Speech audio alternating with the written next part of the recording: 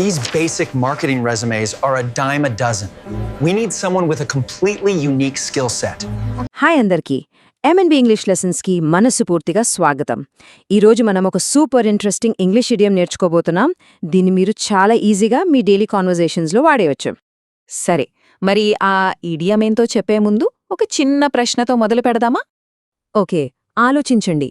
ఏదైనా ఒకటి, అది ఒక వస్తువు కావచ్చు, ఒక స్కిల్ కావచ్చు, లేదా ఏదైనా సరే, చాలా అంటే చాలా కామన్గా ఎక్కడ పడితే అక్కడ కనిపిస్తుంటే, దానిలో ఏ స్పెషాలిటీ లేకపోతే దాన్ని ఇంగ్లీష్లో ఏమంటాం?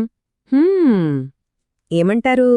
దానికి సమాధానమే మనం ఈరోజు నేర్చుకుంటున్న ఇడియం. అదే ఏ డైమ్ ఏ డజన్. వినడానికి కొంచెం ఫన్నీగా ఉంది కదా, కానీ దీని మీనింగ్ మాత్రం చాలా చాలా సింపుల్. ఇప్పుడు చూడండి, ఆ డైమ్ ఎ డజన్ అంటే అక్షరాల డజను 10 పైసలకి అని కాదు. నో, దాని అసలు మీనింగ్ అది కాదు. అసలు డైమ్ అంటే అమెరికాలో 10 సెంట్ల కాయిన్ అన్నమాట. సో దీని అసలార్థమేంటంటే ఏదైనా చాలా common, very common, not special, అంటే చాలా సాధారణమైనది, ప్రత్యేకత లేనిది అని. సరే, అసలు ఈ పదం ఎలా వచ్చింది? దీని వెనుకున్న చిన్న కథ తెలుసుకుంటే మీకిది ఇంకా ఈజీగా గుర్తుండిపోతుంది. రండి, మనం టైం ట్రావెల్ చేసి వెనక్కి వెళ్దాం 1800 కాలానికి. అప్పట్లో అంటే 1800ల్లో అమెరికాలో రైతులు యాపిల్స్, కోడిగుడ్లు లాంటివి అమ్మేవారన్నమాట. అవి ఎంత కామన్గా దొరికేవంటే ఒక డజన్ కేవలం ఒక డైమ్కి అంటే 10 సెంట్లకే ఇచ్చేసేవారు. అస్సలు విలువే లేదు. సో అలా అ డైమ్ అ డజన్ అనే మాట చాలా చవకగా ఎక్కడ పడితే అక్కడ దొరికే దేనికైనా వాడటం మొదలుపెట్టారు. ఇప్పుడు చూడండి, వస్తువులే కాదు, స్కిల్స్, ఐడియాలు, దేనికైనా ఈ మాట వాడేస్తున్నాం. ఓకే, హిస్టరీ అంతా బానే ఉంది, కానీ ఇప్పుడు దీన్ని మనం ఎలా వాడాలి?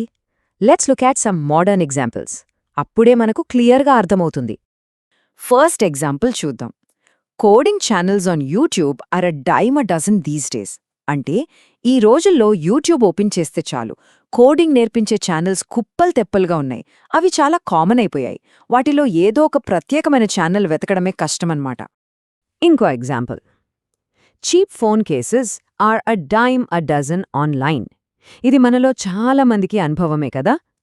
ఆన్లైన్లో చూస్తే చాలు చవకైన ఫోన్ కేసులు వందలు, వేలల్లో కనిపిస్తాయి.